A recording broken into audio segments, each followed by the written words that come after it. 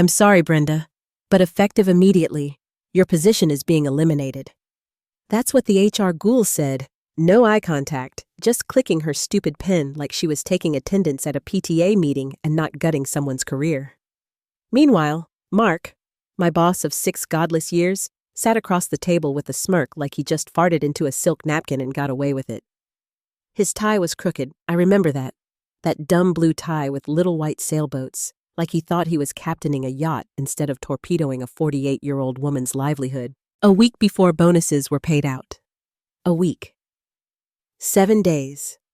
The same company where I'd racked up 12-hour days and bled weekends dry like they were wine boxes at my mother's chemo clinic.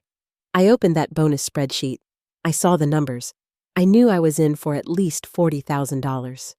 Money that was already mentally spent on overdue hospital bills and fixing Mom's roof before winter crushed it like a beer can. But Mark, he was restructuring. Restructuring apparently meant axing anyone with a conscience and a salary higher than his favorite intern's monthly bot allowance. I stood up slowly, jaw tight enough to snap my teeth into powder. No severance? I asked, my voice polite enough to make me hate myself. Standard package? The HR bot chirped like a seagull defending a Cheeto. 3 weeks and a positive reference, assuming no complications.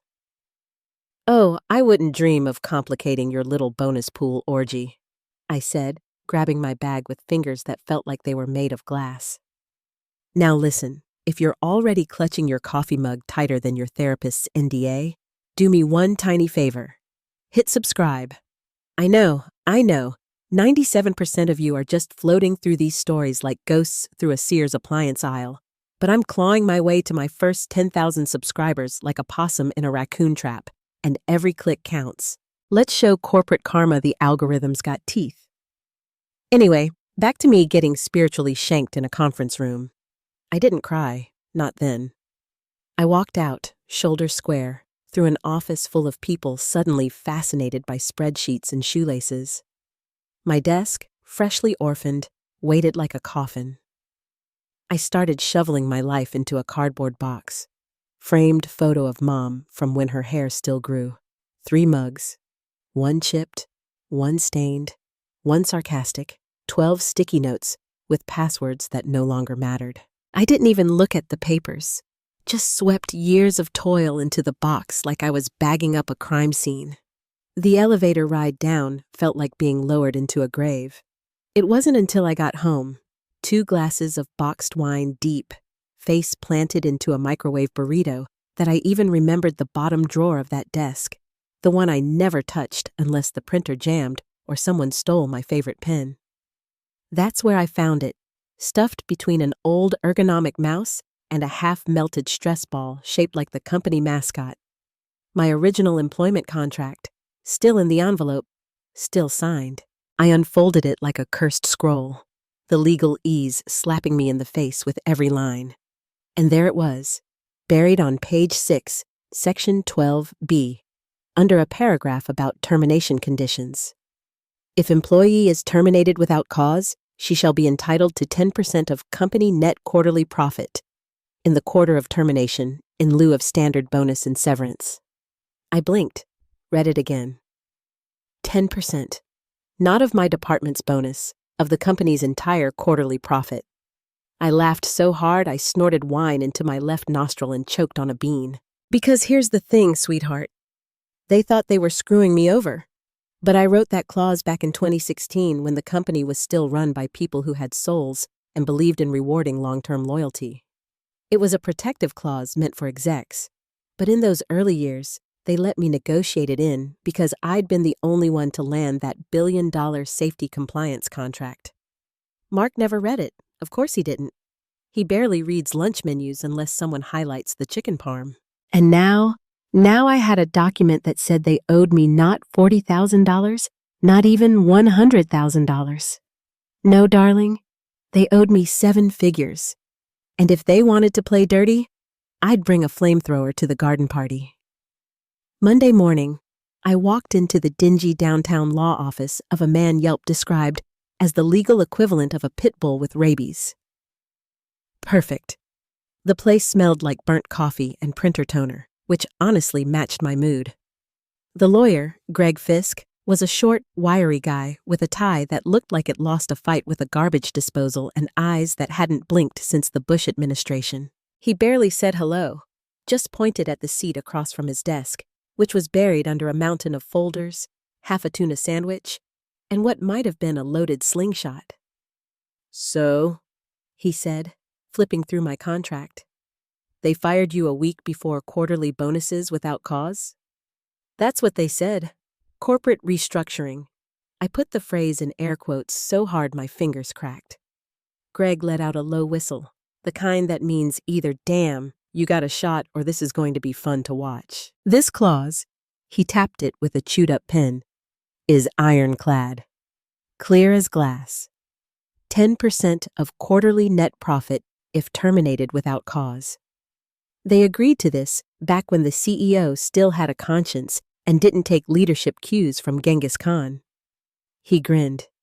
Then they're screwed. I exhaled for the first time in 48 hours. But, he added, and here comes the cold shower. They'll never admit it was without cause. Not a chance. They'll say you were insubordinate, incompetent, whatever they need to dirty the water. My stomach turned. I could already hear Mark's smug voice. Brenda had been difficult for months. Morale issues, failure to meet strategic alignment, corporate lingo for she didn't let me take credit for her team's work. They'll fabricate something, I said. Yep, probably already are, Greg replied. They'll dig up emails, twist them, claim you missed deadlines or alienated clients. Expect forged performance reviews, maybe even warnings you never saw. I clenched my fists. So what now? We go proactive, he said, leaning in. You build a paper trail against them. Start with your performance. Pull emails from leadership praising your work. Client feedback, awards, anything that proves you are an asset. Make it impossible to claim you were dead weight. I nodded, heart thumping. And the motive? The money, Greg said, eyes gleaming. They canned you to boost the executive bonus pool. It's a pattern. Find proof this isn't just about you, that others got the axe right before payout. That's your leverage. I left that office less drunk on revenge and more like a surgeon prepping for war. Gone was the chaotic rage from Friday night. This was something colder, more focused. If they were going to lie, I'd catch them in it. Step 1 was clear. I needed someone still inside, someone loyal, someone pissed, and I knew just the person. Maria chose the back booth of a Thai joint we used to hit on Fridays when deadlines felt like death sentences, and Pad CU was the only therapy our budgets allowed. She was already there when I walked in, clutching her water glass like it had secrets. Her eyes lit up when she saw me, but it wasn't joy. It was gasoline waiting for a match. They told us you left voluntarily, she hissed before I could sit down. Voluntarily, like you just got bored and walked out a week before bonus season. Nobody bought it. Mark's PR machine's still running hot, I see, I said, sliding into the booth. I assume he's moved into your office already? Ha! Moved in, redecorated, and probably installed one of those Keurig pods shaped like his own ego. I smiled, but it didn't reach my eyes. He thinks this is over, that I'm just going to disappear quietly into the LinkedIn graveyard with a taking time to explore new opportunities post. Maria leaned in, lowering her voice. You're not. Not even close. She exhaled like she'd been waiting for permission to be angry.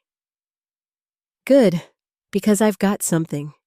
Mark's been strutting around talking about how lean and mean the exec team's going to look on paper, how much fat he cut before reporting Q3 earnings to the board. That fat being me, 2 project managers, 1 in HR, and Gerald from compliance. I raised an eyebrow. Gerald? That man alphabetized his Post-its. I know. They blindsided him too. No warnings. Just thanks for your years of service. Here's your dignity in a manila envelope. I leaned back. So, they were cleaning house.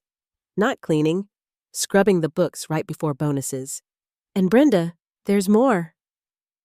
Her eyes darted around the restaurant, then back to me. Remember the $40 million deal? That huge RFP we spent weeks prepping? The one I basically lived on protein bars and dry shampoo for? That's the one. We landed it. I blinked.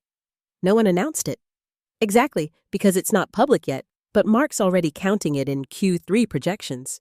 It's massive, and the profit margin obscene. It's going to spike the quarterly numbers so hard the CFO nearly fainted during the call. Your team closed that deal the day after you were out. Bile rose in my throat. So they cut me right after I secured the windfall that's going to fund their bonuses? Unannounced deal, inflated earnings, reduced overhead. Textbook greed. Maria nodded. You weren't a threat. You were a budget line they could erase. I stared into my glass of water, seeing not my reflection but a ledger sheet.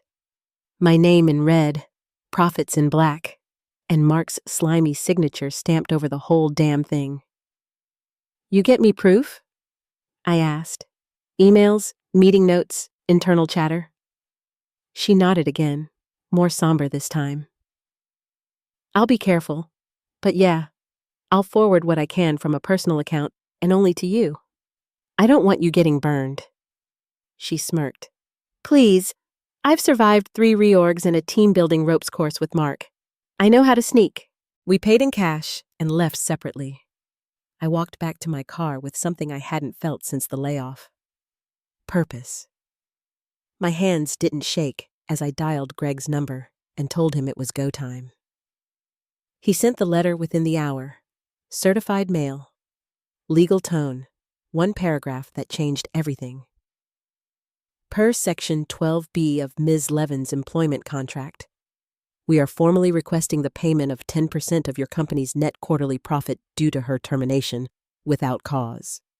The company had been put on the clock, and Mark had no idea the grenade I just rolled under his mahogany desk. The response came 3 days later, printed on thick, smug letterhead from some overpriced law firm with a name that sounded like a Yale alumni list: Grayson, Felder, and Smith. I could practically smell the cologne wafting off the envelope before I opened it. Oh, and billable hours. Greg read the letter aloud while I paced his office like a bloodhound in a meat locker. Ms. Levin's employment was terminated for cause in accordance with company policy and supported by a documented history of performance concerns. Keep going, I growled. They cite repeated insubordination, pattern of unprofessional conduct, and failure to meet strategic objectives, he said. Attached, 3 written warnings, 2 performance improvement plans, and a final negative review, all signed by Mark. I stopped pacing. Greg nodded calmly like he'd seen this exact play before. You've never seen any of these? Not one. If I had, I'd have used them as kindling for the passive-aggressive scented candle Mark gave me last Christmas. He slid the stack across the desk. I picked up the first document, dated June 14th. It claimed I'd openly challenged Mark during a team meeting, called his strategy rudderless, and publicly undermined his leadership. The only thing I remembered from that day was buying the whole team donuts because we hit a deliverable 2 weeks early. I still had the receipt in my inbox, and I sure as hell didn't remember signing this little gem because I hadn't. Not one of the documents had my signature, just Mark's greasy scrawl at the bottom, and some poor attempt at formatting that looked like it was cobbled together in a hurry by an intern who'd never used a tab key. Greg tapped the corner of the printout. They're setting the stage. If they can prove you were fired for cause, the clause is dead. You get nothing except defamed, blacklisted, and broke. Exactly. That's the game now. I stared at the documents, fingers curling into fists. They're lying. They're forging official warnings. This isn't just sleazy. It's illegal. Greg leaned back in his chair. Prove it. The words hit like a slap, not because he was being cruel, but because he was right. I could shout from rooftops all day long that I'd never seen these documents, but unless I had proof they were created after the fact, It was just noise, he said, she said, and I'd get buried under their legal avalanche. Then I remembered something critical, something stupid. Mark never wrote his own performance reviews, I said slowly. He didn't even know how. He'd email the template to his admin and tell her to fill it in with something that sounds like leadership. Greg raised an eyebrow. You think the admin wrote these? No, I said, but if he did, he used his computer, which means there's metadata. I pulled out my phone and started typing a message to Maria. It was time to go deeper. These files weren't just forgeries, they were digital footprints waiting to betray the hand that made them. I need her to get the original files, not the PDFs, not the printouts, the actual Word docs. If she can get them off the shared drive or his laptop, they'll have timestamps. And if those timestamps are after your termination date, Greg said with a grin, we've got them by the throat. My blood boiled under the surface like a storm surge. Calm above, lethal underneath. They thought I'd roll over. They thought they could rewrite history and bulldoze my name into the mud. But Mark made one fatal mistake. He underestimated the one person who kept receipts for everything. I wasn't just coming for my money anymore. I was coming for their reputation. And I was bringing fire. Maria's text came in just after midnight, like a telegram from the resistance. OMG, you're going to love this. I sat up in bed, heart hammering, the blue light from my phone glowing like a secret. I'd almost drifted off, lulled by late-night infomercials and a microwaved wine spritzer. But now, adrenaline surged through me like rocket fuel. Attached were 4 files, original Word docs, not PDFs. She'd found them buried in a shared drive folder Mark thought was cleverly named Exec Private 1. Apparently, the man who couldn't figure out how to mute himself on Zoom also thought adding a number at the end of a folder name made it hacker-proof. I forwarded them to Greg, then opened the first one on my laptop. Top of the screen. Date created, October 4th, 10:14 a.m. I was fired, October 3rd. They forged the warnings after I was already out the door. Every single one. I laughed, loud, unhinged, like a woman who just found a diamond ring in a bag of dog poop. Not elegant, but goddamn satisfying. The neighbors probably thought I was drunk or hexing someone. Greg called 3 minutes later, sounding like a kid on Christmas Eve with a flamethrower. This is it, he said, voice breathless. This is your smoking gun. There's no spinning this. If we show this to a judge, or even hint we might, they'll cave so fast it'll leave scorch marks. I opened the next message from Maria. This one had a spreadsheet, preliminary Q3 earnings forecast. It was titled Internal Use Only. It listed every major contract signed that quarter, including the still unannounced $40 million deal, my team's deal. Bottom line, $38.6 million net profit projected. I stared at the number, chest tightening. Then I did the math. 10%, $3.86 million. That wasn't a bonus. That was a lottery ticket. That was Mom's medical debt incinerated. That was buying back every hour I'd ever spent biting my tongue in a meeting while Mark mispronounced synergy. I stared at the figure, stunned, while Greg kept talking in my ear about strategic next moves and courtroom leverage and settlement probabilities. But all I could think about was how badly they'd screwed up. They could have fired me clean, could have just eaten the payout and moved on. But no, they got greedy. They lied. And now they'd handed me the rope to hang them with. This wasn't about clawing back my dignity anymore. I already had that. This was about putting a leash on their smugness, about making sure no one else got gutted just to pad an exec's Christmas stock options. I told Greg to hold off on any more letters. Not yet, I said. We don't just hit them with this. He was quiet for a beat. What do we do? We set the table, I said. We make them think they still have the upper hand. Let them feel safe. Then we flip it over. I was done playing defense. Now I was laying the trap. The envelope showed up 2 days later, hand-delivered by a courier who looked like he'd rather be delivering subpoenas. Didn't even need to open it to know what it was. The faint odor of panic, sweat, and deodorized desperation. Inside, a 5-page offer written in the kind of sanitized legalese that tries really hard to sound generous while also trying not to choke on its own cowardice. A one-time payout of $150,000. That was their idea of mercy. A hush money pittance dressed up as magnanimity. It didn't even come close to the bonus I'd already earned, let alone the contract clause. No mention of wrongdoing, no admission of fault, just a line about the interests of closure and goodwill. Greg scanned it and smirked like someone watching a toddler try to bluff at poker. They're scared. They know we've got something. They just don't know how much. Good, I said. Let's keep it that way. Then, like fate had decided to send in the cavalry, I got an email from Frank Eldridge. Now, Frank wasn't the type to make waves, and he still worked at the company. He was the quiet guy in finance who always had a spreadsheet open and a mug that said, "I excel at numbers." The only time I ever saw him raise his voice was when someone moved the shared printer without telling him. So when I read his message, short, clipped, and full of barely contained rage, I knew something was deeply rotten. Heard what happened. Got some things you might want to see.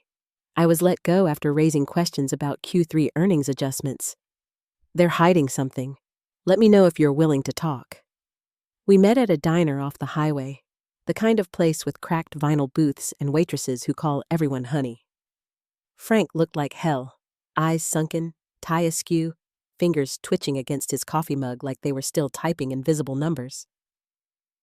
They fired me 3 days after I flagged the $40 million accounting entries, he said.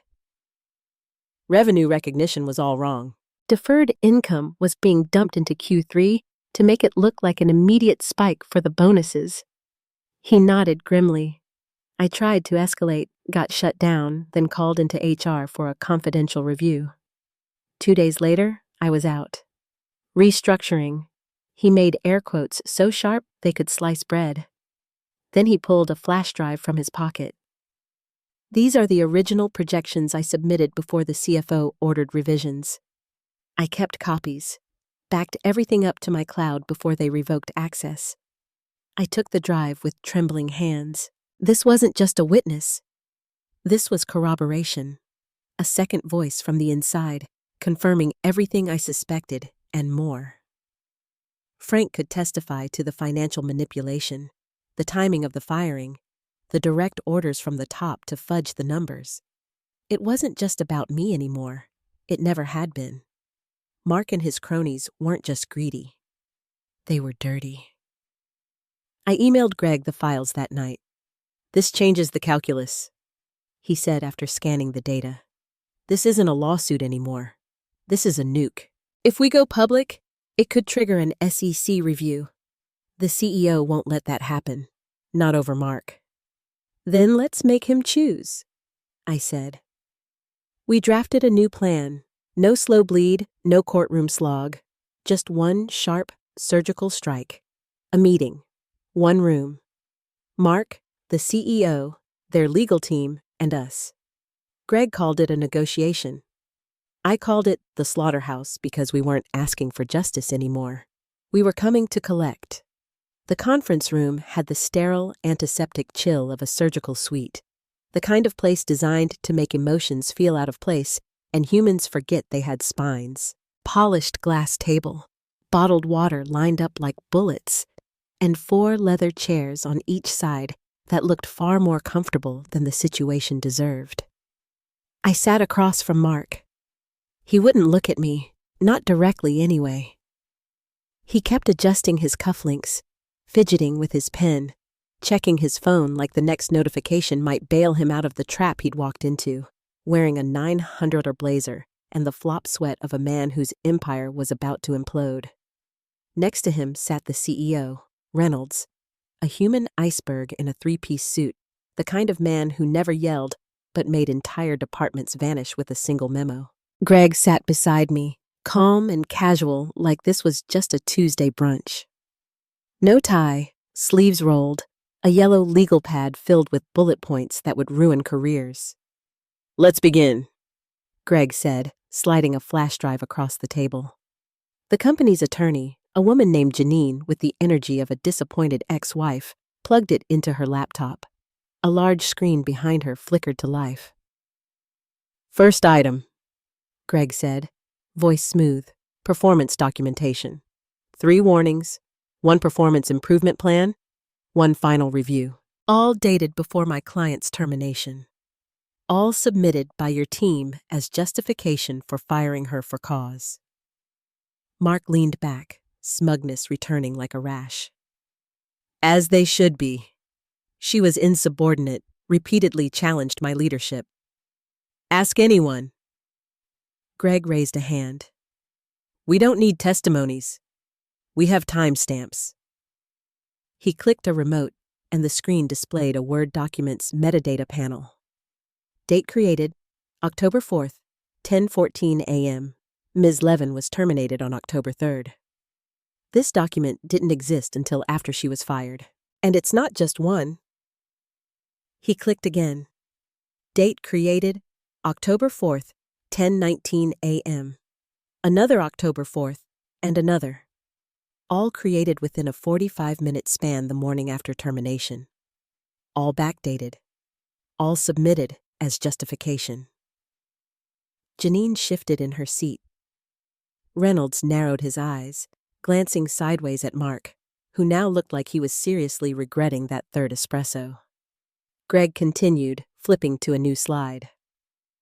Second item, sworn affidavit from Mr. Frank Eldridge, former senior finance analyst, fired 3 weeks ago after raising concerns about the revenue recognition strategy used for the $40 million account. Reynolds' jaw twitched. This affidavit includes copies of the original Q3 projections and emails from your CFO ordering those projections be revised to reflect revenue in Q3 instead of Q4, conveniently boosting profit just before bonus calculations. Also, right before Ms. Levin's firing. Greg leaned back, hands clasped. "So let's summarize. My client secured a multi-million-dollar deal that inflated your quarterly profit. Then she was fired without cause. Then documents were forged to justify that firing. Then another employee was fired for questioning the very math used to hide this maneuver. Do you want to continue?" Janine opened her mouth, closed it, then turned to Reynolds. Mark, he looked like he wanted to crawl inside his iPad. Reynolds stared at the screen for a long time. Then he turned his head slowly toward Mark. "You told me this was handled." Mark swallowed. "It was. I thought—" "Look," Reynolds said. "No one was supposed to get out. I said, get out of this room." Janine looked like she wanted to vanish with him but stayed seated. Mark stood, stammering, then scrambled for the door. He knocked over his chair on the way out. The silence he left behind was delicious. Reynolds turned to me. "Ms. Levin, may I speak with you privately?" Greg gave me a sidelong glance. I nodded. Janine started to protest, but Reynolds cut her off with a hand wave. "Just us." The room emptied like someone had pulled the plug on an aquarium. Just me and the CEO. Just predator and predator. The war was over. Now it was time to name the price of peace. Reynolds waited until the door clicked shut behind Janine before speaking. Didn't bother with small talk. No apology. No faux empathy. Not even a throat clear to soften the blow. Just corporate calculus with a pulse. "You're not here to burn the building down," he said. "You're here to get paid." I stared at him for a long second, then nodded once. Correct. He reached into his jacket and pulled out a folder, thinner than I expected, but deadly in its precision. He slid it across the table like it was a menu and he already knew what I was ordering. Full 10% based on preliminary quarterly profit, though final numbers may adjust slightly post-audit. You'll receive the wire within 3 business days of signature. Greg flipped it open, eyes scanning fast, efficient. His eyebrows didn't move, which meant it was real. NDA? I asked, though I already saw them bulging from the last few pages like tumors. He nodded. Ironclad. You don't talk to the press. You don't talk to future employers. You don't talk at all. And Mark? I asked, tapping the table slowly. He goes. Effective immediately. Official reason? Breach of internal conduct policy. I didn't smile. I didn't need to. The satisfaction curled low and cold in my gut. Not joy. This wasn't joy. This was vindication distilled to its purest chemical form. The look in Reynolds' eyes wasn't remorse. It was asset protection. Damage control. Cufflinks. I tapped the folder again. 2 conditions, I said. Reynolds didn't blink. Go on. 1. Frank Eldridge. You're going to cut him a check. Label it consulting fee. You and I both know he deserves 10 times what I'm asking, but you're going to give him $250,000. And it's going to look like a good faith business transaction. Reynolds opened his mouth, then closed it. Done. 2. Maria gets a letter of recommendation, anonymous source, but glowing. Personally guaranteed by you. No vague phrasing, no HR word salad, something that gets her hired. You're protecting your people, he said, voice flatter than Midwest topography. No, I replied. I'm punishing yours. Greg coughed softly to cover a laugh. Reynolds stood, adjusting his jacket. My legal will finalize this by morning. You'll have final signature copies by noon. I stood too. 3 days. 3 days. We shook hands. His grip was dry and firm and utterly soulless. Greg and I walked out of the building like we were leaving a funeral with full pockets. In a way, we were. Mark's career had just been embalmed in a sealed manila folder. The reputation he'd built on theft and smarts had been reduced to a footnote in a sealed settlement. Outside, the wind bit through my blazer like static, but I felt warm. I hadn't just won. I'd rewritten the ending. And the best part? They paid me to do it. The wire hit at 9:07 a.m. on a Tuesday. I stared at the number so long I forgot how to breathe. 7 figures. Clean. Legal. Untouchable. A sum large enough to make my bank app freeze for a second, like it needed to mentally prepare for the responsibility. I didn't cry. I logged into the hospital portal first. Mom's balance. Zeroed out. Then the mortgage company. Gone. Credit cards, medical loans, predatory short-term garbage I took out back when I was buying her prescriptions with a coupon and a prayer. Wiped clean like a chalkboard before confession. It didn't feel real until I called her. She picked up on the second ring, already suspicious. Did you do something illegal? She asked. Nope. Just outsmarted a corporation into coughing up their soul. She chuckled. Well, it's about damn time. We talked while I filled out a wire for Frank's consulting fee. He cried when I told him about it, said no one had ever stood up for him like that. I told him to buy a new laptop, a real bed, and a 6-pack of something overpriced and fermented. Maria, meanwhile, got her letter. Reynolds didn't even try to weasel out of it. The man knew when he was bleeding out. She called me 2 days later, same Thai restaurant, same booth, tears in her eyes, and a job offer in hand. They said I was an asset they couldn't afford to miss. You're right, I said. Now go pretend you're not smarter than all of them. That's how you get promoted. I should have let it end there, but the truth is, some ghosts need burying in public. So I made one last move. On a quiet Thursday night, I opened a bottle of champagne that cost more than my first car and wrote a review on a certain job site.